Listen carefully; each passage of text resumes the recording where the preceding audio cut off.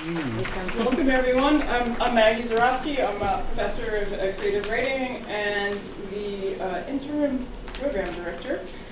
Today's event, why the poet translator, at last the language becomes really foreign. So we have a panel right now, and then at 3 p.m. A reading by all the poets on the panel on the third floor of the main library.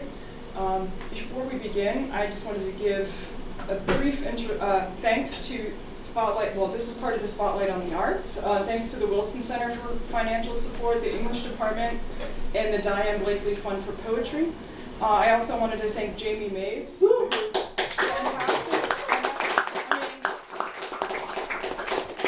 These are amazing. We've never had name tags. Thank you, Jamie. We've never had our sandwiches supported by the Samuel Johnson's dictionary, so improvements in the department. I'm very glad for that. And thank you for the students who came early to help us set up. So I just wanted to say a few words about why we're doing this particular day of events. Our department is slowly accruing more and more people who are both writers and translators, and we are trying to develop that track in our program and as part of our curriculum and as part of our culture here at UGA. So we're hoping that these kinds of events become more and more frequent and that we have more students translating and working on their own creative writing. We are increasingly becoming a more global graduate program. Half of our incoming cohort is composed of international students, so I think there's a lot of synergy for poetry and translation and fiction and translation. Dr. Andrew Zawacki, who will be moderating today, translates from the French and the Slovenian, and is also a poet, as you all know. Woo!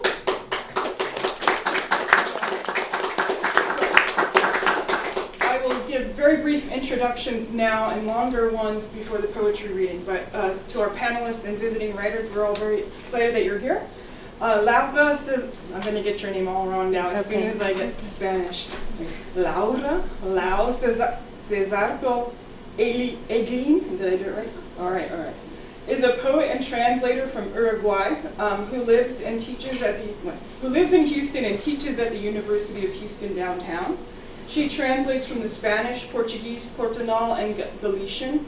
Her translation of Klaus and the Scorpion by the Galician author Lara de Pazo Ruibal was longlisted for both the 2023 PEN Award for Poetry and Translation and the 2023 National Translation Award in Poetry. Her translation of Death, Minimal Odes by the Brazilian author Hilda Hurst won the 2019 Best Translated Book Award in Poetry.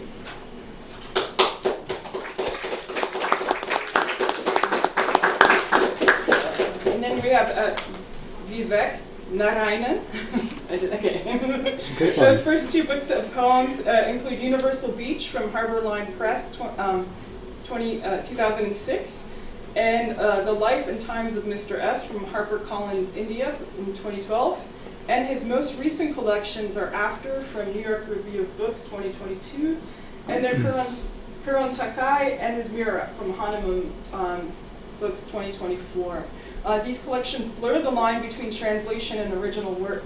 He teaches at George Mason University, and I'll just say briefly that the Kuron Takai and its Mira is a fractalized translation, and maybe Vivek can talk a little bit about what a fractalized translation is, and reinterpretation of a classical work in the Tamil Sangam canon, an anthology of 401 short poems composed between 100 CE and 300 CE.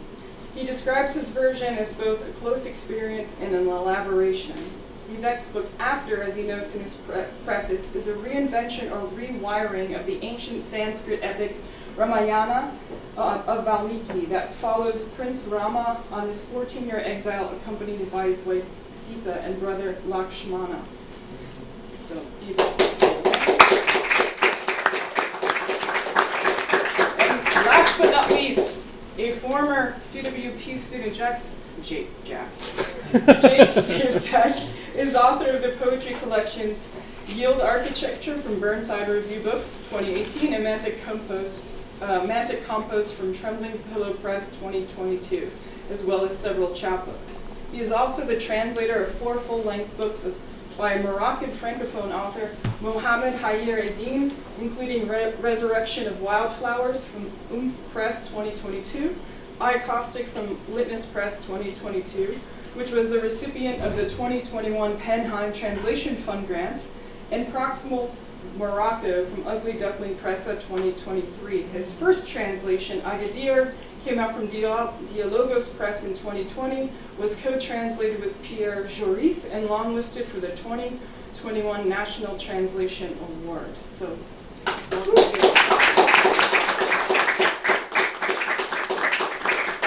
you all for being here, and I will now hand it over to Andrew Zawacki.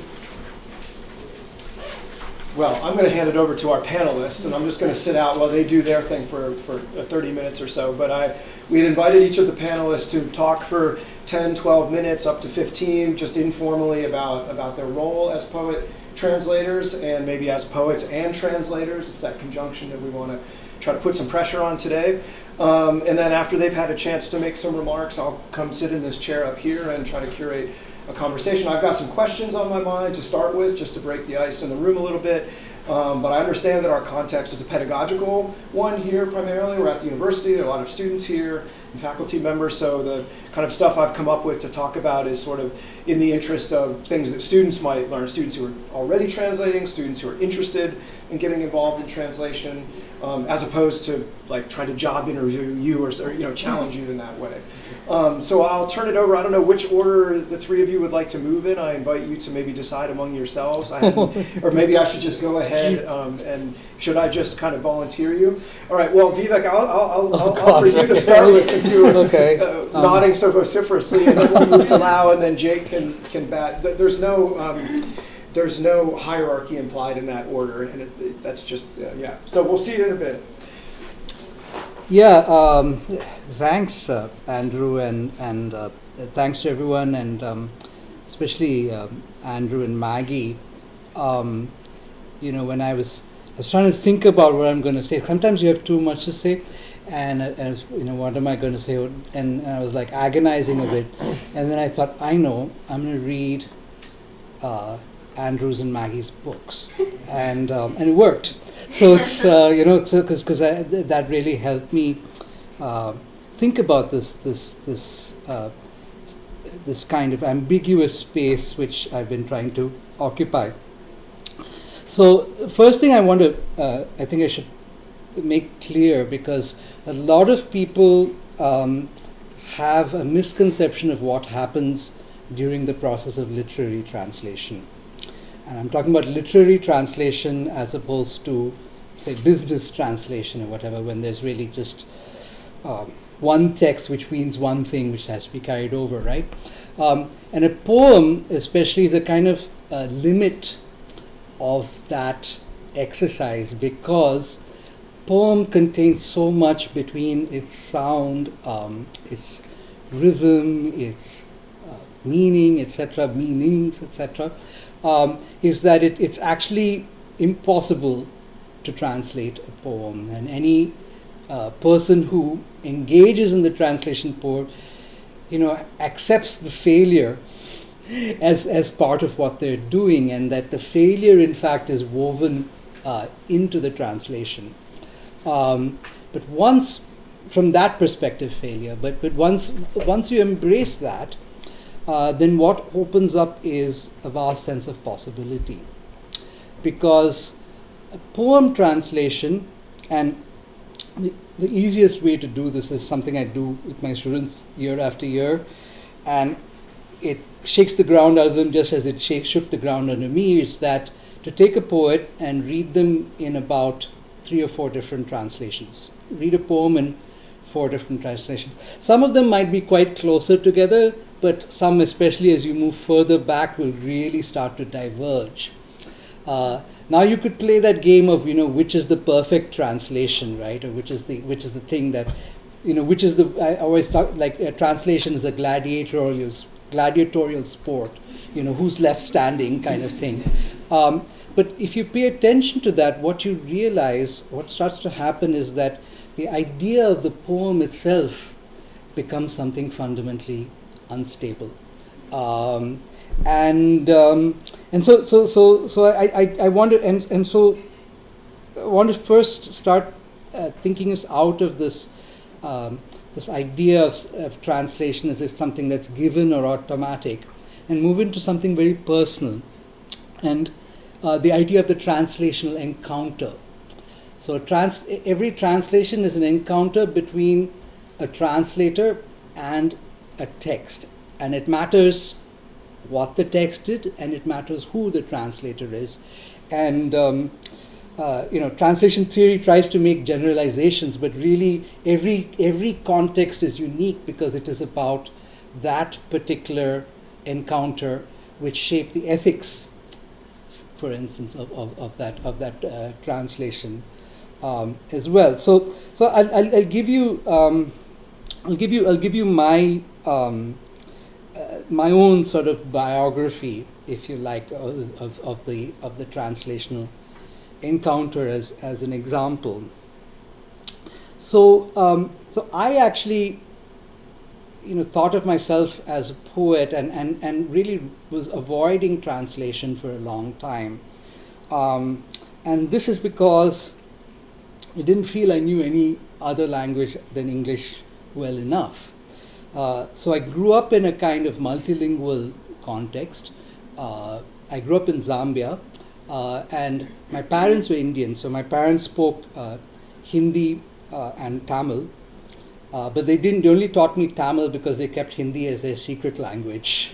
So, and in the Zambian context, the particular history of Zambia is such that the first president, Kenneth Kaunda, declared English as the national language to head off ethnic conflict, because there are five major, in terms of indigenous African languages, there are five major groups, and I remember learning in school 70 dialects.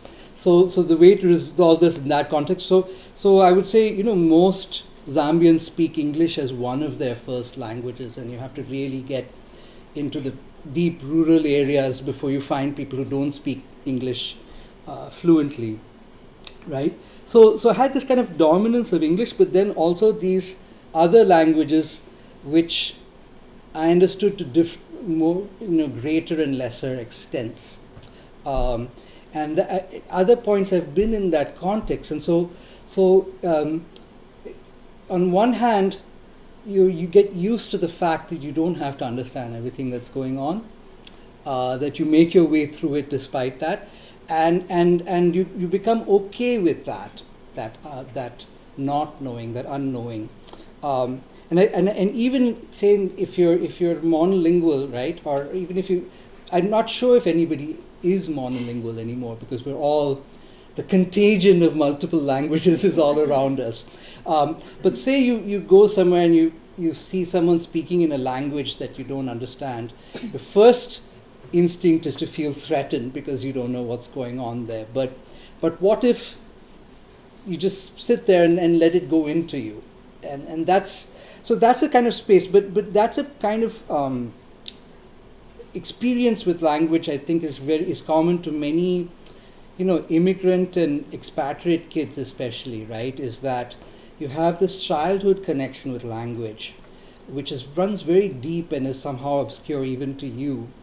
And you have a deep insecurity about your ability to know it, right? And so that's what. And one language like that for me was Sanskrit, which I learned to recite prayers in Sanskrit as a child, right? So it was a sonic encounter, and it was my earliest encounter with something like poetry, and it was only much later that I realized that for years I'd been writing English poetry, hearing that in the back of my head while I was doing it, which I didn't realize was going on, right? So I want to propose right now translation as not as knowing, but as not knowing. As opening up unknowing and opening up uncertainty. And this is why I think translation and poetry become so close to each other, or maybe you could argue that poetry is translation, for instance, is that poetry is also precisely this process of venturing into not knowing and being okay with not knowing. So that was like, now my very first poetry workshop was with, one of my very first poets was a poet called Charles Tomlinson, who had done some translations from Spanish. And it was just a regular poetry workshop, but he wanted us to do some translations as part of us learning to write a poem. And he asked me, can you do Tamil? And at that point I felt, I couldn't do Tamil, but in fact I was more comfortable doing French, which was a language I'd learned in school. And so it was an exercise in translating Baudelaire from French into English while keeping a sense of form, so that was there, and then there was, like, my first book had a poem called Translation in it, which I didn't fully understand at the time, but I've now realized, now I actually understand all the lines of my poem. But I started to slowly kind of drift and grapple with this, right? And so eventually I couldn't turn away from it, because there were some very fundamental issues that I had to resolve through this. And that's when I began to be sort of okay first with my ignorance, and also with the sense of using poetry from other languages as a resource for my own. So instead of a translation as a copy of the original, what if we think of it, for instance, as a call and response, that the language calls to you and then you respond in your own language? Or what if we think of it as a mirror, a distorted mirror? So I started thinking about all of these things, and my second book was trying to throw the shadow of Tamil onto the English language, because I realized that the origin of the so-called traditional English metric system was the result of a similar failure to throw the shadow of the Greek language onto English. So what happens now? What can you start doing to the language? How can you start opening up the language? And then there was After, where I really began to embrace, and I kind of got drawn into it. So After is based on, it's an engagement with an ancient sort of foundational South Asian epic poem. And the really interesting thing about the Ramayana is that there is no Ramayana as such except in the multiple versions it exists. It exists in. So it's profoundly multiple, and it's profoundly unstable. And this is partly because of its dialogue with the oral tradition. It begins in the oral tradition, and of course the oral to written is also a kind of translation. So when people have brought the Ramayana from Sanskrit into various other languages, virtually any language you can think of, across India, across Southeast Asia, as far as Vietnam,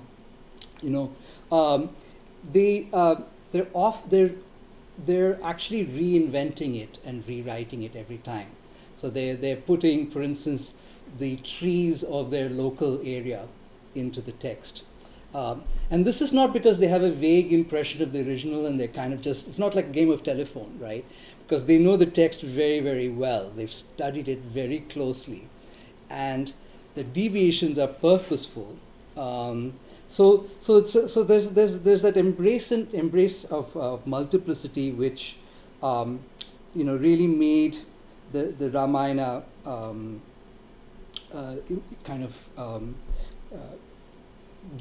opened up a space for me to write, and this is what I was trying to do all through the book, to write as if the distinction between a translation and an original no longer existed. One last very quick thing I'll just say about that is this idea of the exact translation, the accurate translation. Apart from religious texts, people are worried about getting the translation right. But apart from that, prior to the 19th century, you find all across, when you look at versions of Homer, for instance, Chapman's Homer, they take big liberties. And this is because, as Borges, in a famous essay called Translation Word Music says, the point for them to show that their language was capable of as great a poem as the original. It was not to kind of copy it. And this shifts really, I think, in the 19th century, and different people have different theories for it, right? But one moment I think of is, in the Indian context, 1857, the Sepoy Rebellion, which basically because the British don't know the local language, and the soldiers are organizing in a language they don't know. And after that, there's a shift where basically they want everything translated. And so, in fact, you could think of colonialism as the biggest translation project that ever existed, right? And the point is surveillance on one hand, but also to fix it. So customary law, land tenure, all these things are being translated, and they're also being fixed in a way that they weren't being fixed before. So that's what I think is also at stake in doing a translation that refuses that kind of absolute certainty and creates a more shifting target. I'll end there. Thank you.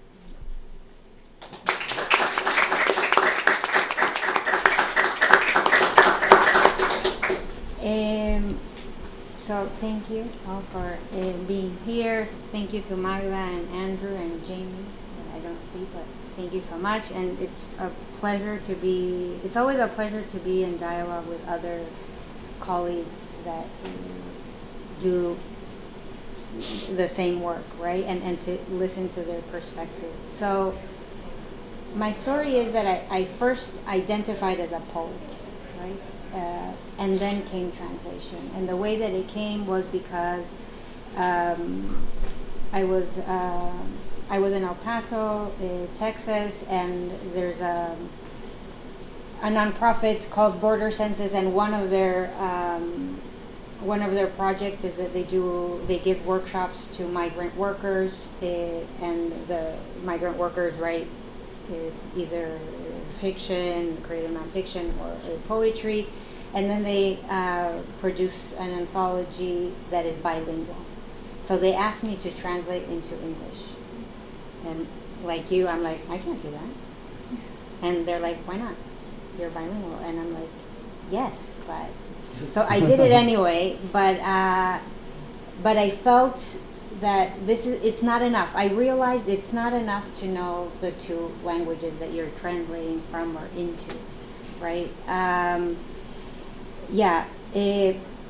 Because translation of literature, literary translation, has to do with reading. It has to do with understanding the text, but it also has to do with culture. Because language is not in a vacuum. It doesn't come in a vacuum, right? It's embedded in the culture. So it's my Spanish from Uruguay is very different from the Spanish that I was translating from, because also our experiences were different. I wasn't a migrant worker. I wasn't from, in this case, Mexico. I'm not. Wasn't, and I still am not, but right. So I had to take all that into account. But even so, I then started realizing that translation has been in my life all the time. I live in translation, and I have always lived in translation. My grandparents were immigrants. I grew up listening to different languages. I grew up in the negotiation of constant negotiation of meaning. I grew up, but also culturally. What we did in my house was sometimes different from what happened outside my house, right? The way they drank tea, it was in a glass. It wasn't in a cup or a mug, right? So these little think so. Okay, so I'm in translation, and I started to embrace this, right?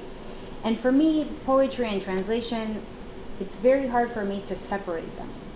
Not only in my work, I'm usually translating and writing poetry at the same time, and there's always a dialogue between these two works.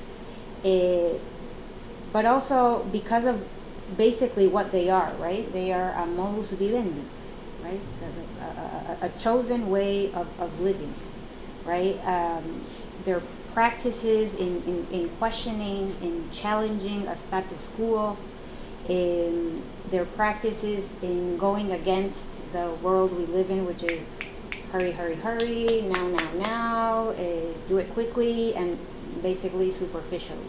And poetry and translation, literary translation at least, it requires you to sit down and live with the text, live with your thoughts, with your feelings, and to stop down. So it's subversive, right?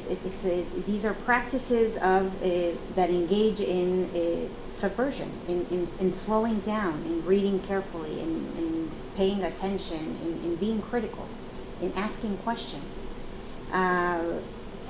and also in understanding that, especially translation, my way is not the default way. My way is not the only way, or the best way, right? And poetry does the same for you. You don't just read your work. You read a lot of people's work, right? And you learn from these people, hopefully. So, translation, poetry, being multilingual allows me to live in this multiplicity. And by living in this multiplicity, I allow it to seep into my work.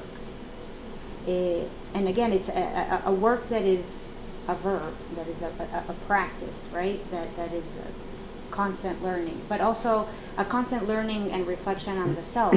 Who am I when I write in Spanish? What am I thinking? That's my first language. What am I thinking when I write in Spanish? What am I thinking when I write in English?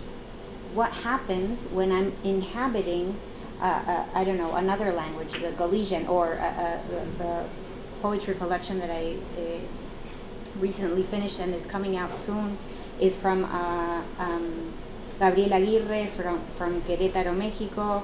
So what happens when I'm living in her book, with her culture, with her thinking and her feeling, right? And also my experiences. Is it the same to experience love in English? I mean, it sounds so different, love, than if I experience amor in Spanish, right? I mean, how I hold it in my mouth, how I hold it in my brain, how I hold it, it's a bodily experience, just like translation, just like poetry, just like identity. What is forefronted when I'm translating or when I'm writing poetry at any given time? Again, identity. What parts of my identity, plural again, right, are forefronted right now? I speak to you right now, not the same way that I'm going to talk to my mom in a few minutes, right? And not just a different language, but a different register, different cultural understandings, and so on and so forth. So translation and poetry are places of possibility, an approach of curiosity towards others, towards the world around me, and also towards the self, right? It's like a radical and also subversive, a radical acceptance of the self, of others, and of difference, right? And a lot of what you were saying resonates with me, right? You talked about encounters. I see it as the word for me, but I think it's the same. It's a relationship, right? What kind of relationship do I have with any particular language? What kind of relationship do I have with any particular text? It's all about dialogues, right? The dialogue of the translator with the other's text, the dialogue between the two texts, and so on. And if the poet you're translating is alive and you like to do so, which is my case, you enter into a dialogue with the other person, also another poet, right?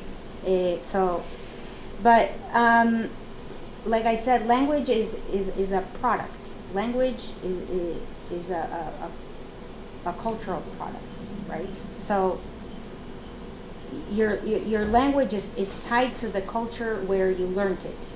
So my language, like Spanish, is for me tied to Uruguay, and that means not just to a country, but it's tied to the cultural beliefs, the values, the biases, and so on and so forth of that country.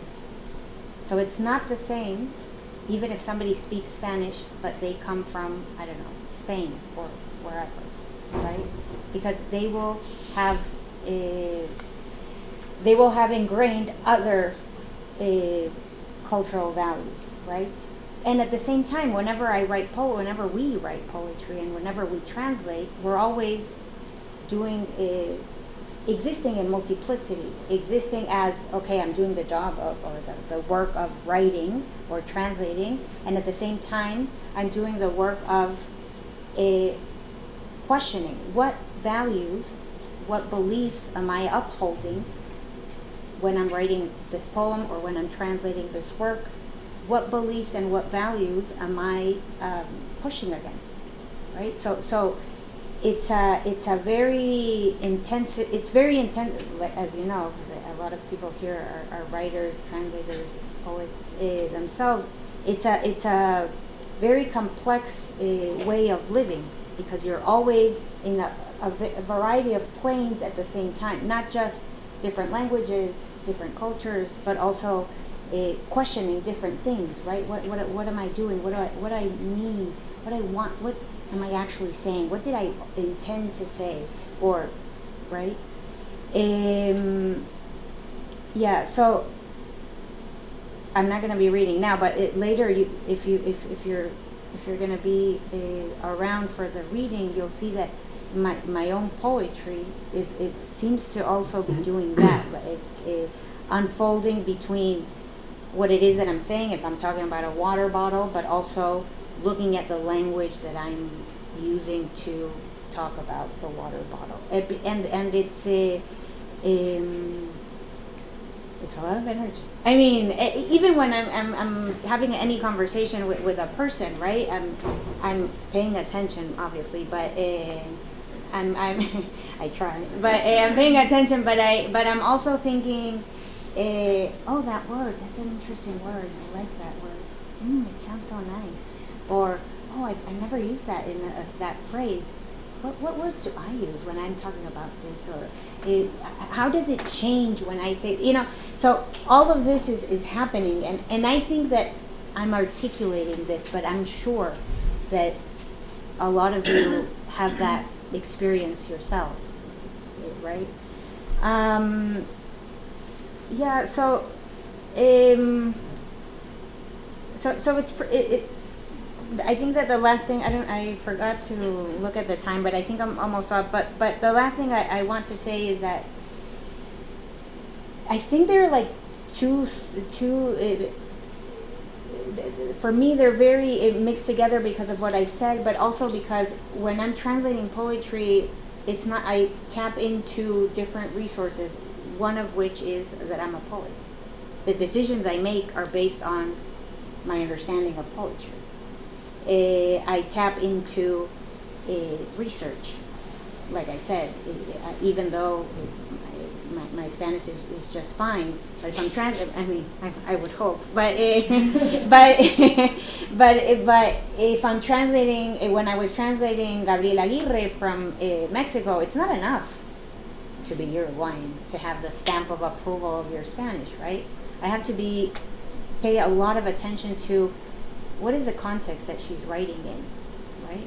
What does it mean when she says this word? Does it mean the same as when I say it, right? Yeah, and I think that and vice versa. When I'm writing poetry, I'm again thinking of all these cultural aspects of the the words and how they feel and what they actually mean and in this context, that context. I think that being a foreigner coming into English as I think it was the third language, it gives me an advantage in that I don't take anything for granted. Everything is fresh to me, right? And everything sounds interesting to me. And I'm always learning new things. So that comes into my poetry too, right? And also, I don't have any problem with changing things or with breaking with certain rules in any language. If I'm writing in Spanish, I don't care incorporating something that English does. For example, making verbs out of a lot of nouns. That is something very, I don't know if English, but U.S.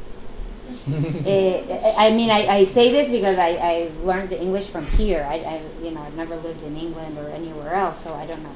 But in the U.S. at least, that happens. So, I'm going to try it in Spanish, see what happens there. So, I don't know. I think it's again. So it's this translating of resources. I'll stop it.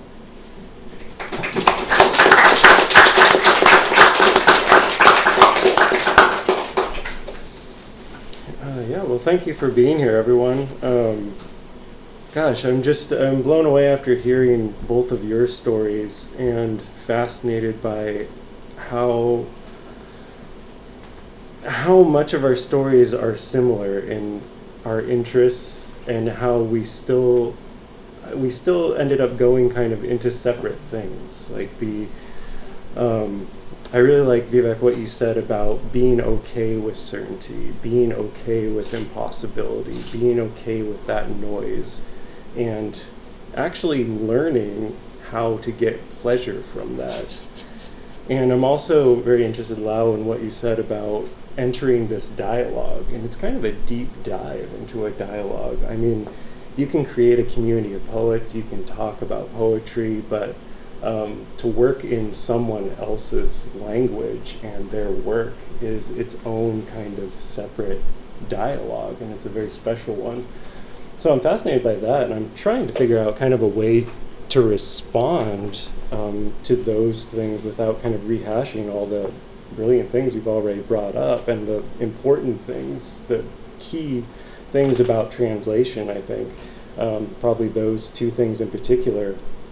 But I guess I can say that I think where our stories diverge a little bit is that I grew up in a very non-multilingual space. So, English was all I knew. I grew up in a very, very small rural town, kind of divorced from everything creative, industrial. The city was foreign to me. Anything outside our immediate small town sphere was foreign to me. Lived on this little hobby farm. I knew animals, that's what I knew. And but then one day, my parents got this thing called the internet, and that opened up an array of potential interests. And one lifelong interest that I've had since then is the surrealists and the francophone surrealists. And it didn't dawn on me until really just now, while listening to you both give your opening remarks, that was really kind of my first encounter with feeling comfortable in uncertainty, was reading francophone surrealist poets. And I was reading them in English. I didn't know anything of French, but I thought, wow, what impossible, marvelous, imaginative language to work in. So even that language in English was so foreign to me, and I was so enamored by that I didn't engage in, I engaged in translation insofar at that point as I would get different translations. I mean, I was, 13, 14 or something like that years old, and I would get different translations of the same work, and I would be like, this one sucks. This one's really good. And I couldn't understand why, because isn't translation just looking at a dictionary and finding the semantic meaning of the word? Like, shouldn't these basically be just as good? And, you know, I didn't really go anywhere with that at the time, but it sticks with me today because now looking back on that, I feel like that was a pivotal moment where I realized, like, you know, translation is an art. That's what needed to click in my brain. It is a creative art. And it wasn't until years later when I entered grad school and I, on a whim, took a translation workshop because I was interested in these poets. So I thought, well, might as well, I don't know, try something to do with French. And the problems with translation just became even more fascinating to me. I remember my professor, Becca McKay, she translated from the Hebrew, and she would tell this story about how there's a Hebrew translation of green eggs and ham. And ham is a big problem in that story, but it's also the main focus. And she would tell us that, well, the translator kind of had to deal with this glaring elephant in the room. And she, you know, I never really got at exactly what they did because, like, I don't read Hebrew, but she said, like, they would just kind of try to avoid it, or they would just call it in their language. And I thought, why would you even try to translate this? Like, it was such a pivotal part of it. And so that fascinated me, is like how translation work can be just this heavy critical thinking and problem solving process. And that's really fascinating to me. But to actually come to, you know, the kind of question I was posed leading into this was, you know, how related or discrete are the acts of your translating and your writing poetry. I have to say that they're, I mean, spoiler alert, they're very related.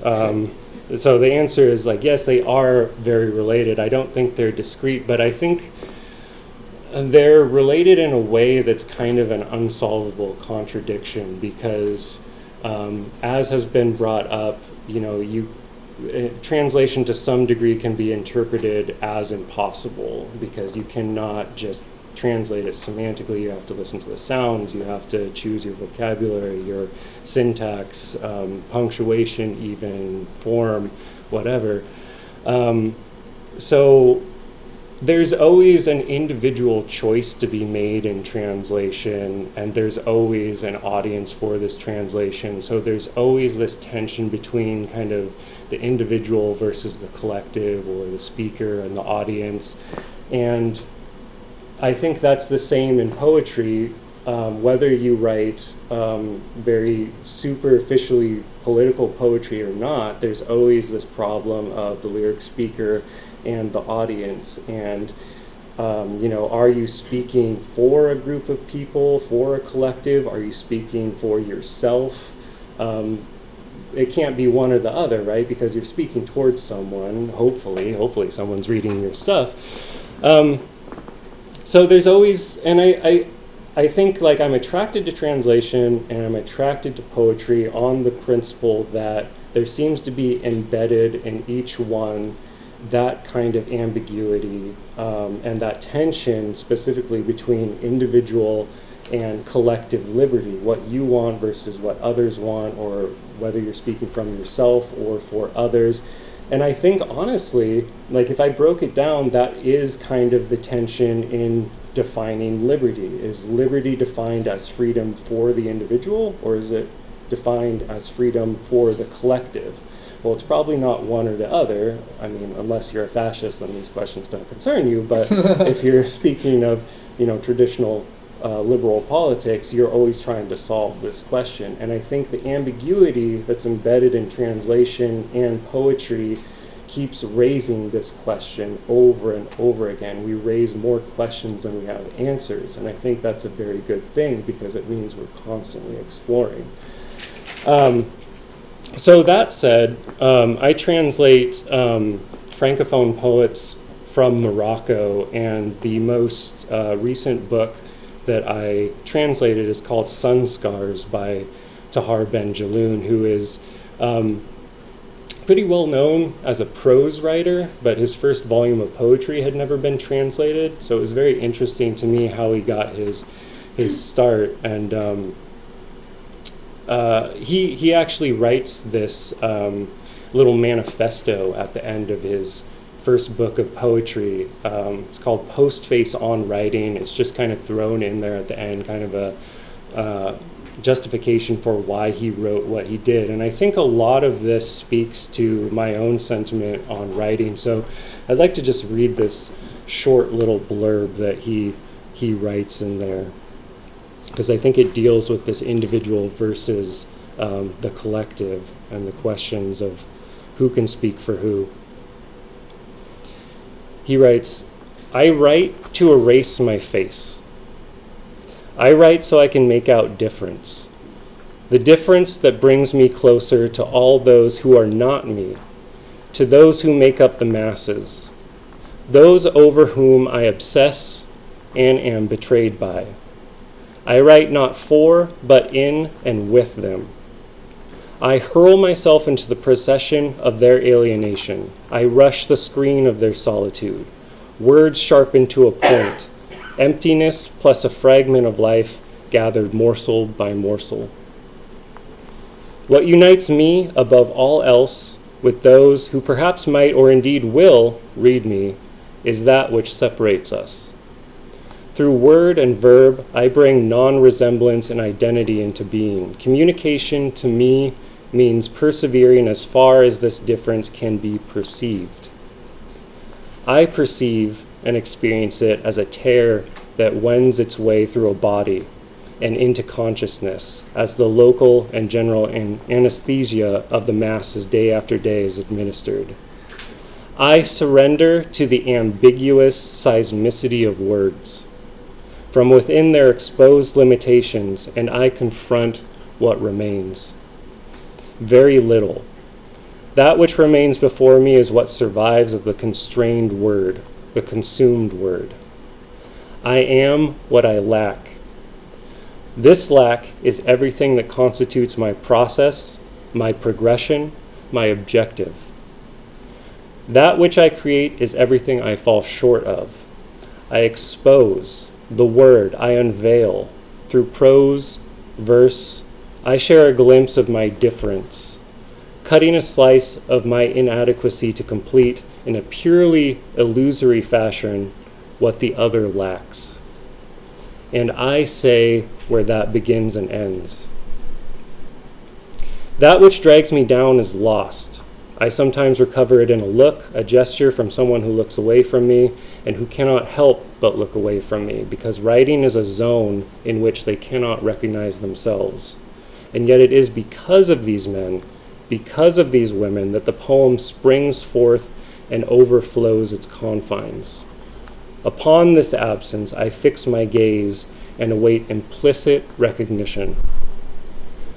Recognizing myself means registering this difference, even if it means banishing my own self, my own sense of self from the writing.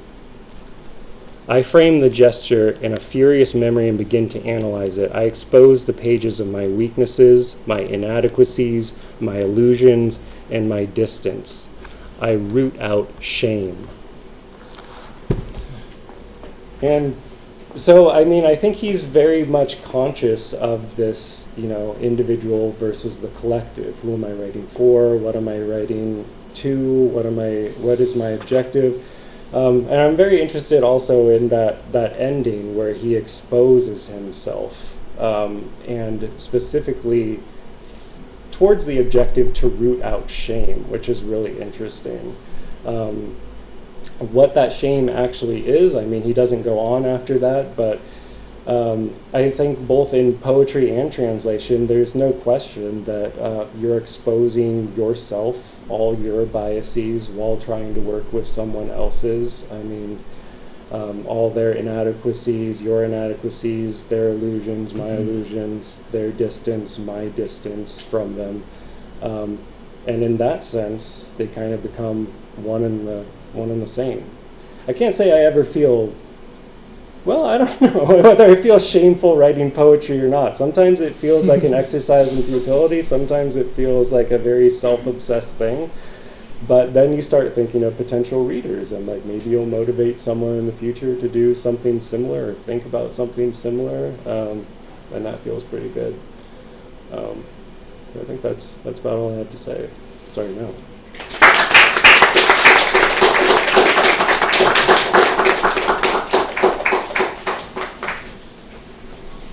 Those are fantastic places to start.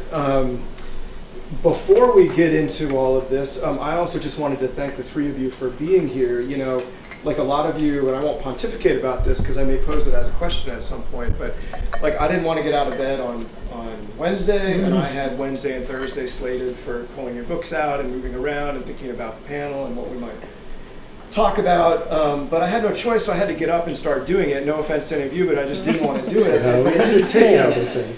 It was not the day to want to do it, and yet it turned out to be, in a way, the perversely perfect day to be doing it, because no sooner did I find myself inside the encounter of the translations that you've made and the poems that you've written, then I started thinking about all the reasons this really matters, of course, right now. It's always mattered, but when I think about the ways in which you as poets and translators and as poet translators deal with otherness, you know, which famously the Greeks called the barbarians, if a culture didn't speak Greek, you know, the empathetic and sympathetic ways you stage those encounters, the way you are participating in a global economy, which, while it can't be outside the market per se, since nothing is, doesn't have as its primary prerogative or directive money or politics necessarily, or if there is a politics, it's the politics of understanding and exchange. And at the end of the day, and maybe the beginning of the day, you know, the way that the nuances of language down to a semicolon or an em dash or a comma speak small universes unto themselves, and the care with which language needs to be taken, that words mean things, and that language is the way that we understand one another and the way that the world describes itself to itself. And so it wasn't just work or something that had to get done. It really started to become something to get up for and think about throughout the day. And you've all just affirmed this in various different ways. I know everybody here knows this, but I feel like it's worth saying during this week, just because you know, the forces that would not appreciate that and would actually go out of their way to vilify it or shut it down are back around, as they haven't been before. Or as they have been before, but I mean more vociferously than ever. So thanks for like making this happen this week. I would like to pick up on that notion of the encounter. You called it a relationship. You talked to about it as a dialogue. You know, when I started, can I have my bag of books over there? When I started in on Wednesday, sort of thinking about that, I started with Lau's books, and there are a lot of them. And so I just wanted to stage for you. You know, so here I was. This is going to lead to a question, but I had this stack of. This isn't even all of them, but so the first order of business, and I know some of these books, and I don't know some of these books, and so I was just kind of like setting them out on the table, like, you know, here's the chapbooks that are poetry by Lau herself, and we'll put pressure on herself, and then here's the translations. Some of them are translated by Lau solely. Some of them are co-translations. My point being that I started getting very interested in the sociality of this thing, which is what you've been leading into, Jake, here at the end. Like, how many people are in this stack of books right here?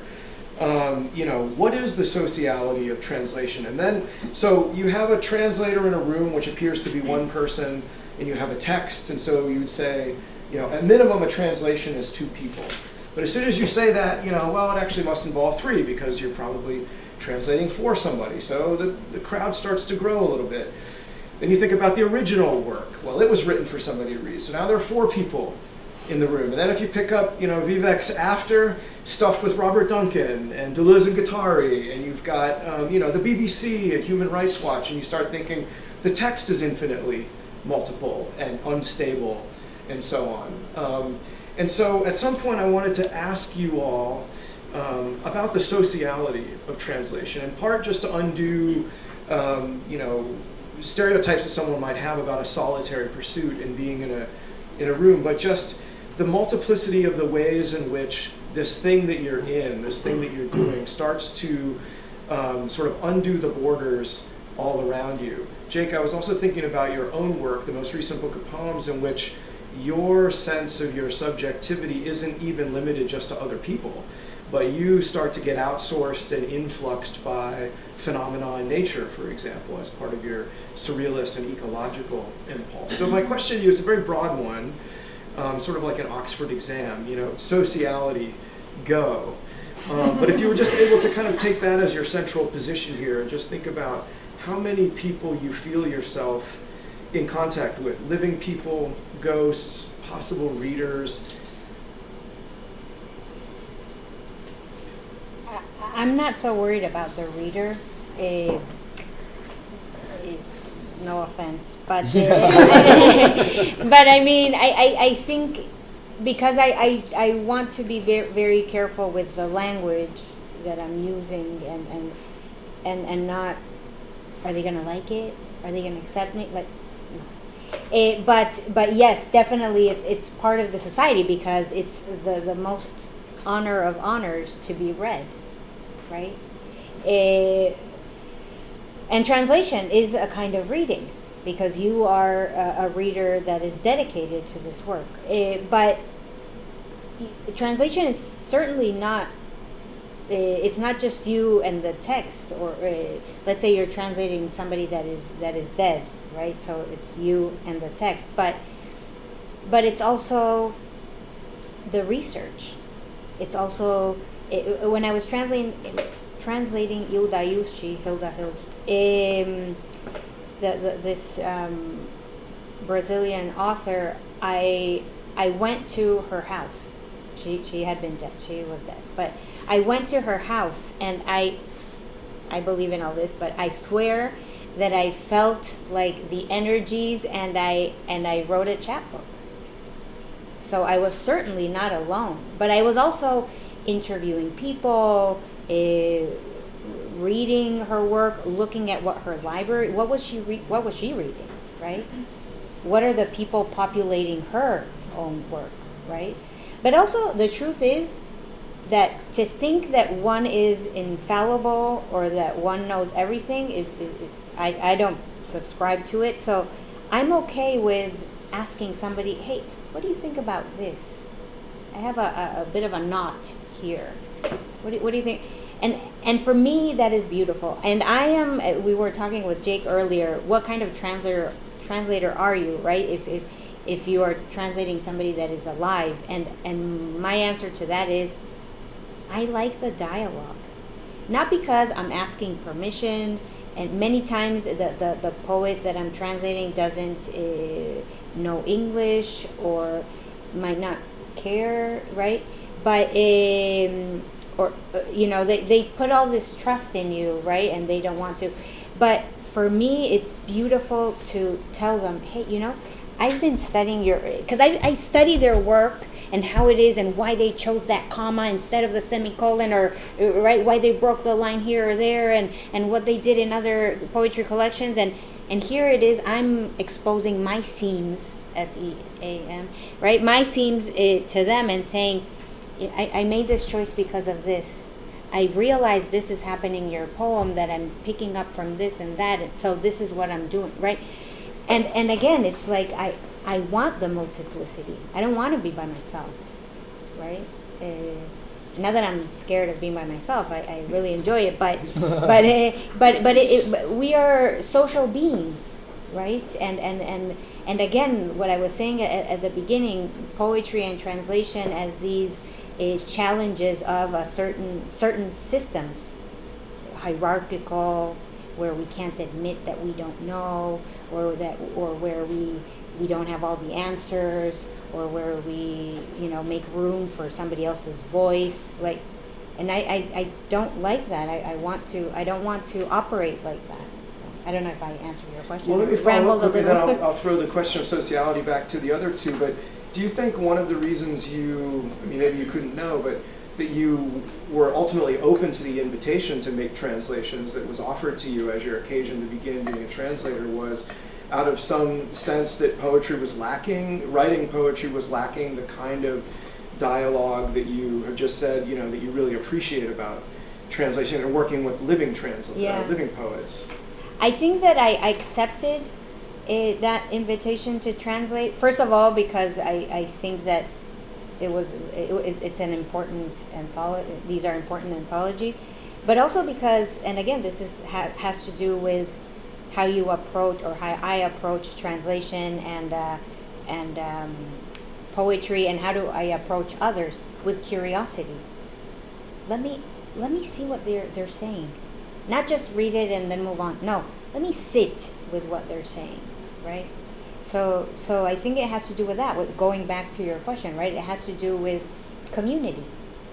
If poetry and translation are communal in a lot of senses. Yeah. Yeah, I mean, that's what I find so interesting, especially in this moment you talk about the sort of unresolved tension between the individual and the collective, you know, and this idea of translation as this kind of profoundly collaborative act. I mean, translation is collaborative, not just in the sense that it's you know, two different voices mingling or merging in one, but also in the sense that, you know, you're indebted to all those translators who came before you, and even the ones you reject, you have to they gave you something to reject, you know. So translation is this kind of continually provisional process, and beauty. I mean, the amazing thing is just plugging into something. Well, in the case of Ramayana, plugging into something so much larger than you, and that is just kind of fundamentally unknowable, you know, and so that the self becomes porous in a certain way, you know, and so both the edges of yourself start to blur, and also the, you know, the multiple things in you start to, you know, all of that starts to go on, and so there's a, I mean, I also don't find it very helpful to think about the reader. I mean, I know there could be readers who arrive at some point, but usually in terms of contemporary translation, the reader is framed in terms of the market. Like, how are you going to make this legible for? No, Americans are never going to get this. They're never, I was told you're never going to be able to publish this book because it's just too much for Americans to deal with. It's too much for them to learn. Too much, you know. But that was, you know, those just were not helpful. Why? Because I was really trying to, you know, work at the site and kind of connect things up, and so, you know, it's a process of kind of letting these things into you, and it's a collective thing, you know. It has a potential for being a collective dialogue or a collective process with political implications in the moment, but also a dialogue across time. So that's one of the things that I feel like, I don't know, I have this notion that, you know, like you talked about, you bring special knowledge of being a working poet into your translation, that poets can kind of, poetry, something like poetry seems to exist in every society, and poets can recognize it. Most famous example would be, you know, Ezra Pound, right, who's getting through the classical Chinese through all this mediation, in fact outright error, and yet he's kind of feeling for the shape of something there, and responding to it, you know. So that's great. And one last thing, there's I worked with translating a contemporary Tamil woman poet, Kutti Revati, and I did the reading with her, right, and she's reading it in Tamil and I'm reading it in the English. So I'm listening to her perform the Tamil because I'm going to try and do that same vibe in my performance of the English, right? And it was this really extraordinary experience again of feeling my self blur, and perhaps my gender blur in a sense. That there was this poet, Raul Zurita, was a Chilean poet, was there, and he said that's good, and he said it'll be good for you also. So it's so that's what I would say is that that to approach translation, this question of the collective, the translation, not just in terms of what you're producing for others, but what who you can convene at the site of your translation, and what that means for your own process of transformation. Yeah, I think I would agree with that. I feel like I think about the potential readership with my translations a lot.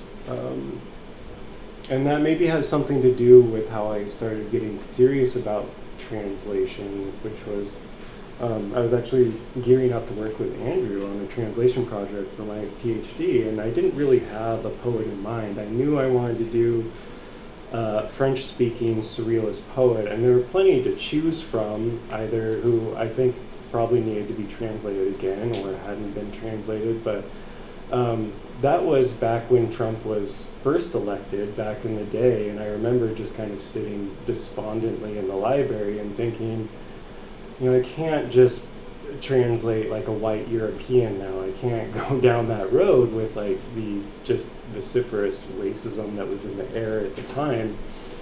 Like I have to contribute in some way. Like whatever I translate, I felt needed to have some kind of force in the real world. So I decided to, I got very interested in Moroccan Arabic poets who I could still work with because I have no Arabic knowledge, but I do have French knowledge. So got very interested in a group of writers who worked very consciously to revolutionize their country and try to publish works that would be a rallying cry for the working class in their country.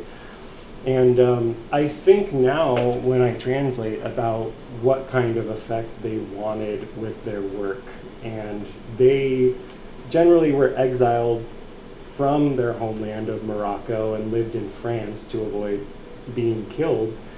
And so they were publishing these texts with heavy references to Morocco or the Middle East or North Africa or Arabic words dispersed throughout them, and they didn't gloss these texts. They wanted to some degree for the Parisian public, their readership, to feel this force of foreignness upon them.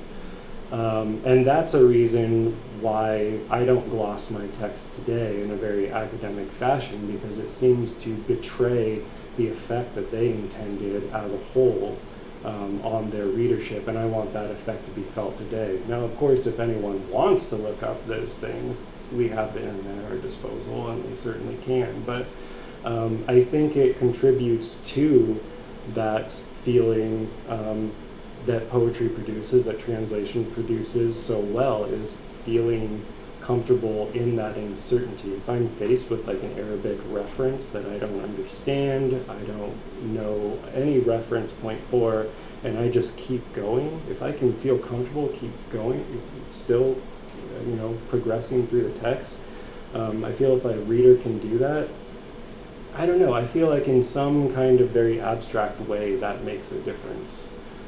They're accepting some kind of new foreignness into their body, which can't be a bad thing. Yeah, that's beautiful. I'm looking at the clock and I want to make sure there's time for other people's questions. So I wanted to open it up to the audience in case people have questions for this trio of poet translators.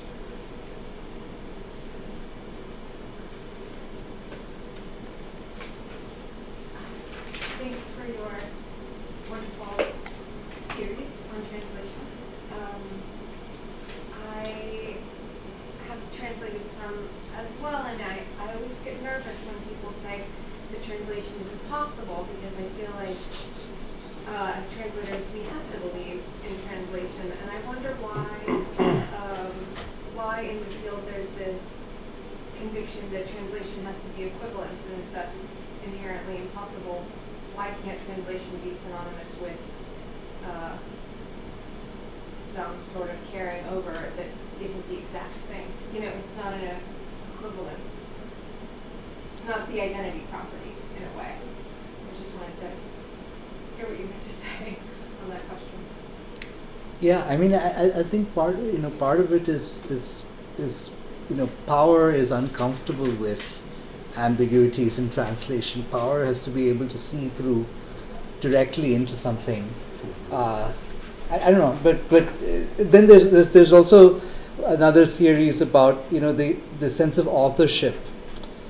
That it troubles people that translation blurs authorship and makes us, blurs the idea of a kind of singular, discrete author. But the other thing I wanted to say was also is that every translation is provisional. It's just there waiting for the next one to come along. So I find that liberating in the sense that you don't have to do it all. Because you can allow other translations to come after you and do that work. And so then you don't have to also be this kind of impersonal translator. You can be whoever you are and show that because then other people who are different to them will come and do that differently. And so if one can embrace the idea of translation as something that is provisional and is just one in a series, it's something that is just continually moving and continually being kind of redone and revisited, then one can be okay about not having to get it all in that one shoot to kill kind of thing. And the other important thing I think important about emphasizing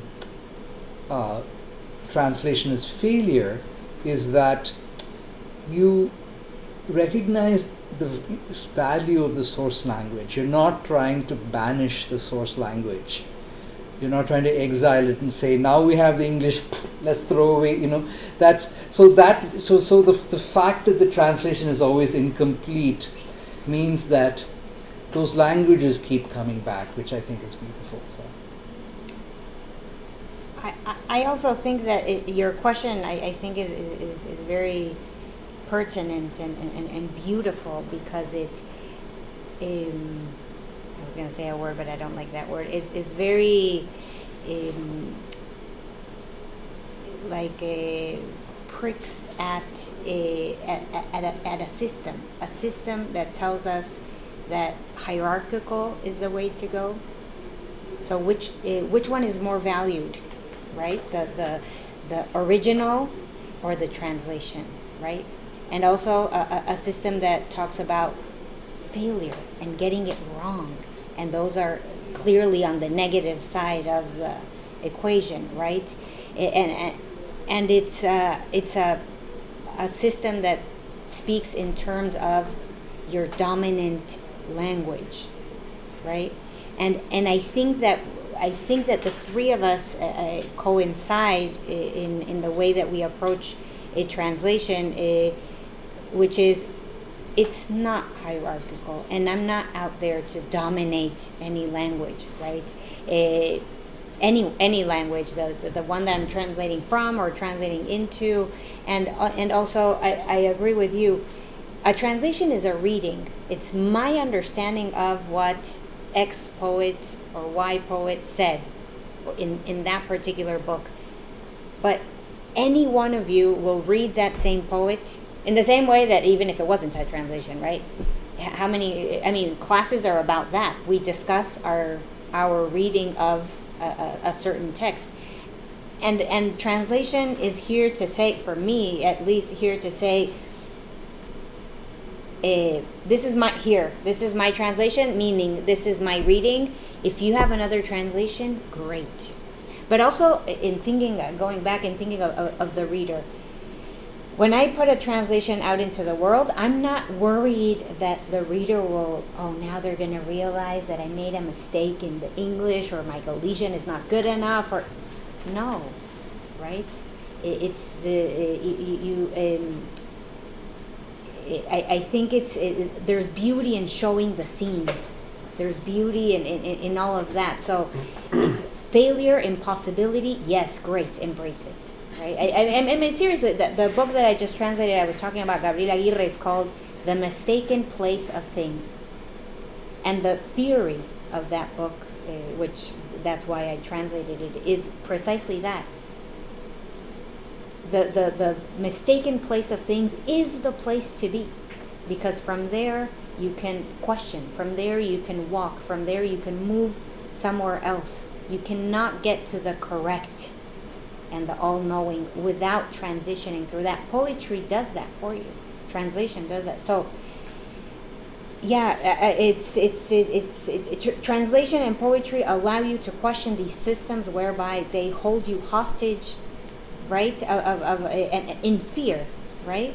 So, yeah, even questioning that. Why am I thinking that this has to be the ultimate or the possible or the whatever, right? Yeah. Well said on all fronts. It strikes me now that all that taken into account, each translation becomes somehow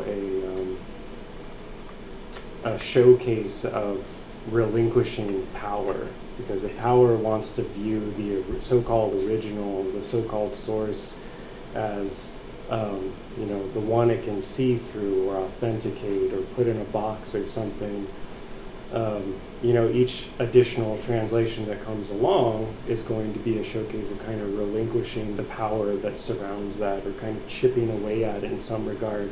And then, if you make a so-called error or something like that, or someone thinks that's not quite right, or I would do it this way, and they make their version, that's just another showcase. So may as well pile on the errors, because it's going to pile on this relinquishing of power in the number of translations to come.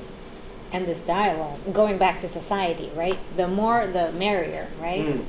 Yes, find my errors, or disagree, not error, but disagree with my choices. Wonderful. Challenge me. That's Or affirm misreading as an important way of reading. I mean, yes. One of the things that the system you're talking about, these power struggles, obviates is the way in which the so-called original is also provisional, right? I mean, there's nothing stable about the text that you're translating. I mean, we're interested in you here today, not just as translators, of course, but as poets yourselves. And I'm wondering, it sounds like you all got into translation subsequent to being poets by an invitation or by some other, but putting it backward then, playing it backwards, I mean, how has engaging in translation, reflected backwards on the way you see your own literary production? I have this quotation from Nicolas Malebranche that I've always loved, when he says, "I will not bring you into a strange country, but I will perhaps teach you that you are a stranger in your own." In the ways in which, the English that you, or whatever, the native language that you think you are master of, or of which you are master, when you go into a translation and try to bring from French into the English, turns out to be something that you actually may not have as much of a handle on as you think you do. In other words, that the target language, the one that you're supposed to be in possession of, is itself a foreign language. And I guess my question is that true? How? In my case, literally. In yours it's... I mean, seriously. Yeah. But how strange does your language become to you as a result of making translations? That's my question. Yeah, I mean, step back, like the two sort of philosophies of translation. One is the domesticating one, right? That you take someone and then you make it at home in the English language, and so you knock off, so you kind of make it palatable somehow to what the idea. And the other one is the estranging one, that in fact what you do is you put pressure on the English language to start to bend. And that amazing Borges essay, I can't recommend it enough, called Word, Music and Translation. He talks about, he says, what we seek from translation is that excitement of the strange. We don't want to see, they can also write sonnets or something like us, that kind of thing. We want something new. And the fascinating example he gives, now this is by his, I don't know Hebrew, right? But he's talking about the Song of Songs, So in Hebrew, if anyone knows Hebrew, please correct me. The Song of Songs just means the best song, right? But when they're translating the King James Bible, they're very anxious about not getting it wrong, and so they're putting words that they think they're adding in brackets and things like that, and so they come up with this very weird construction, Song of Songs, which actually doesn't fully parse in English. You try to understand what it means, right? But the thing is that the strangeness is beautiful, and then it becomes embraced, and then it becomes part of the language. So in fact, that if you're willing to embrace the mistake becomes the front on which that language can change and become more capacious and adaptable. Song of Songs, I know. This is his theory. I don't know, but yeah. For me, what's interesting is not that actually, if it's the exact translation, because that's that question, but it's that Song of Songs, 3 words. In Hebrew, it's 2. Even isn't that, for me at least, mind blowing? How do you go from 2 words to 3, right? But also for me, what's interesting is that in Hebrew, song and poetry have the same root. Hebrew is a language that is based on roots. And, so again, going back to your question, it's, okay, there's a question that somebody posed, but I have another question. Like, I'm following my path of investigation, right? So, yeah. Yeah, just to answer that Hebrew Interesting. part. Shruti, you had a question? Yes, I do.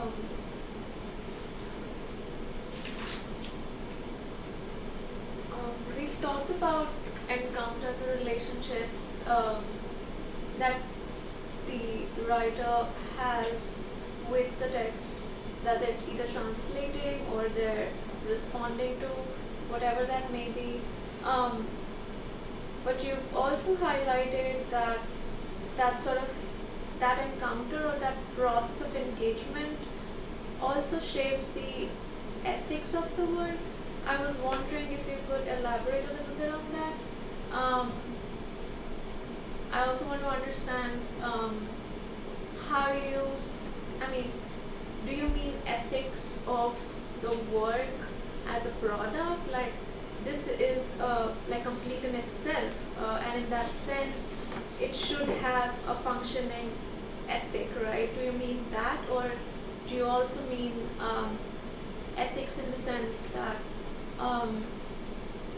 you're engaging with these multiple voices and texts and influences, and so as a writer, are you also thinking about some of the ethical questions that you then bring to bear upon your work? Yeah. I think that's right. That's again, it's different for every translation encounter, right? But what sort of responsibilities do you have as a translator to the work? What's the, I find that if you're working with a poet who's still alive, there's this one kind of dimension there, and certain things you have, because the translating act can be also very violent in some sense, In the case of Valmiki, it's different because it's this kind of very distant text, and it's kind of multiplied text, but it's also text that has appropriated by the Hindu right wing, right? So it's kind of appropriated by fascism. So my initial entry into it was quite a combative translation, I would say. So because that's what we haven't talked about is translation as refusal, translation as critique, and all of those things.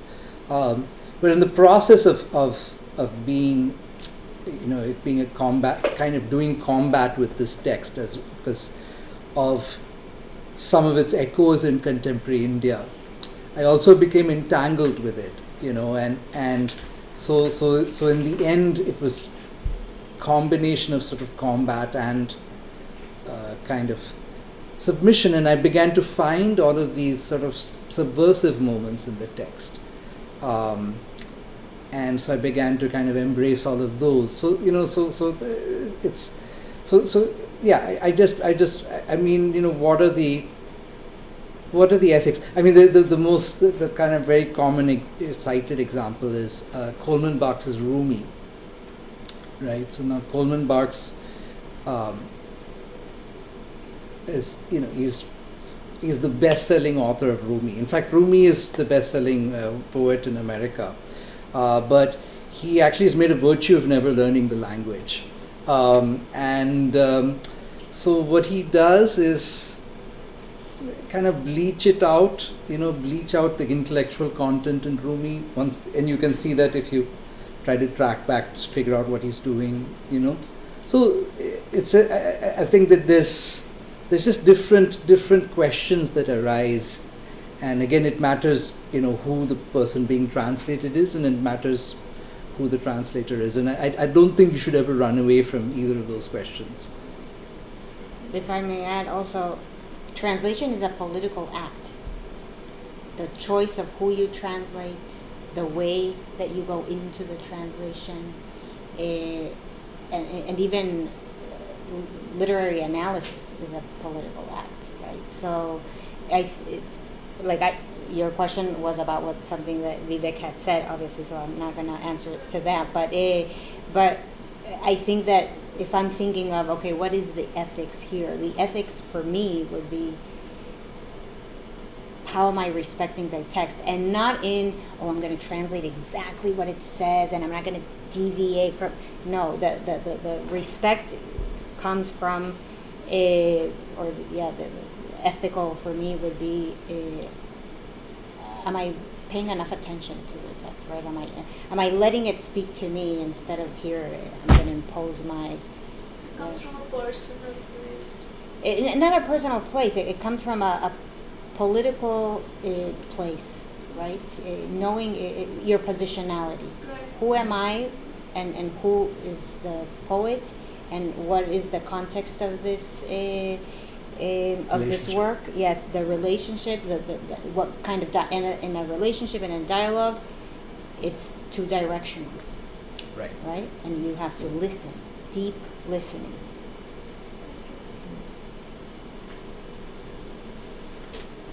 I will give our translators a break because they're reading, poet translators are reading in 30 minutes. So we will call these events to conclusion here provisionally, and we'll see you in 30 minutes over at the grad student lounge in the library, right? Graduate reading room. Graduate reading room on the third floor of the library. Please. Yeah.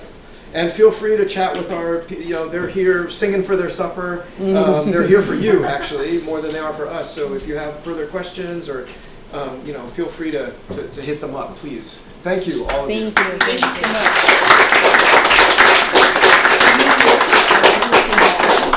Yeah, it's interesting how much